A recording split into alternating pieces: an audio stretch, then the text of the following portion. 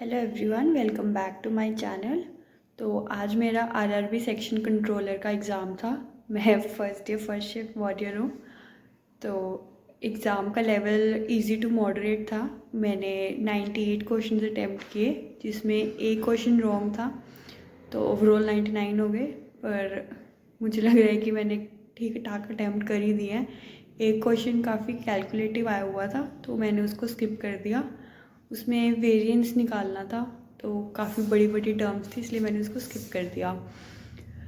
और वैसे तो मैं एसएससी एस्पिरेंट हूँ। मेरा रेलवे का एग्ज़ाम का ये मेरा फर्स्ट एक्सपीरियंस था, जो कि अच्छा रहा, क्योंकि मुझे नहीं पता था कि रेलवे का लेवल कैसा रहता है।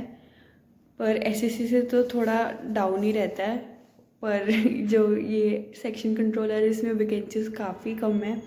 और मैंने चंडीगढ़ जोन से अप्लाई किया था, तो ओनली 7 टोटल वैकेंसीज है चंडीगढ़ जोन से, जिसमें मैं यूआर कैटेगरी से हूँ। तो यूआर कैटेगरी की ओनली 3 वैकेंसीज हैं। तो it's more of like a lucky draw कि लक के 3 बच्चे निकलेंगे इतने सारी जनता में से। और काफ़ी सारी जनता भी पेपर देने आई हुई थी। और मैंने सोचा कि चलो एग्ज़ाम ही अटैम्प्ट करते हैं, पता लगता है कुछ ना कुछ सीखने को ज़रूर मिलता है हर एग्ज़ाम से। हर एग्ज़ाम का अपना एक एक्सपीरियंस भी रहता है, तो मैंने सोचा कि चलो एग्ज़ाम दे के आते हैं। और मैं बताना चाहूँगी पेपर के लेवल के बारे में।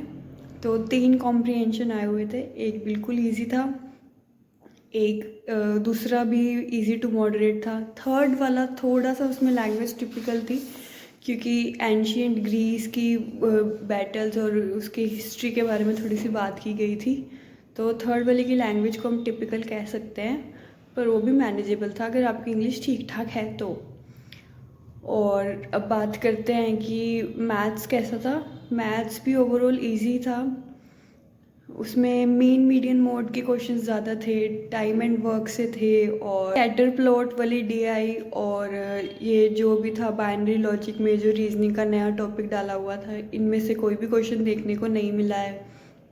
और मैथ्स में काफ़ी रिपीटेड चीज़ें थी, इजी इजी थे। एलिगेशन काफ़ी पूछा हुआ था फर्स्ट शिफ्ट में, वो भी इजी इजी था।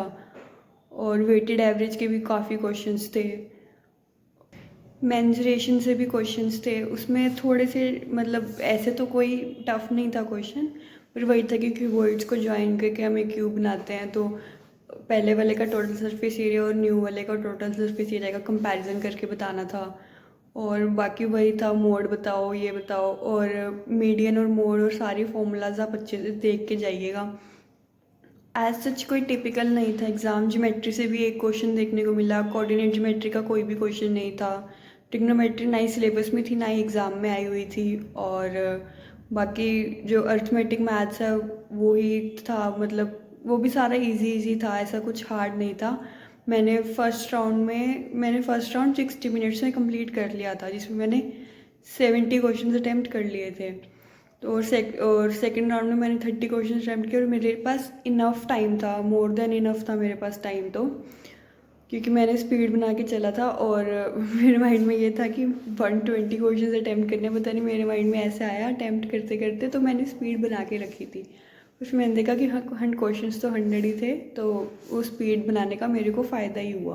और एक जो सिंप्लीफिकेशन वाला क्वेश्चन था वो रॉन्ग दिया हुआ था, वो पता लग गया था कि आंसर नहीं आ रहा है। काफ़ी इजी क्वेश्चन था, तो लग रहा था कि हाँ रॉन्ग दिया, तो फिर मैंने उसको स्किप भी कर दिया है। और कल की शिफ्ट के लिए जो स्टूडेंट्स के लिए मेरे लिए यही एडवाइस रहेगी कि आप फॉर्मूलाज देख के जाइए। एज सच कोई टफ़ एग्ज़ाम नहीं आ रहा है, बस अपनी स्पीड बना के चलना, क्योंकि कुछ बच्चों को स्पीड की इशू आया था, उनको लग रहा था कि टाइम कम पड़ रहा है। तो बस आप क्वेश्चंस को जल्दी जल्दी अटैम्प्ट करिएगा, शांति से पेपर दे के आइएगा, ईजी आ रहा है।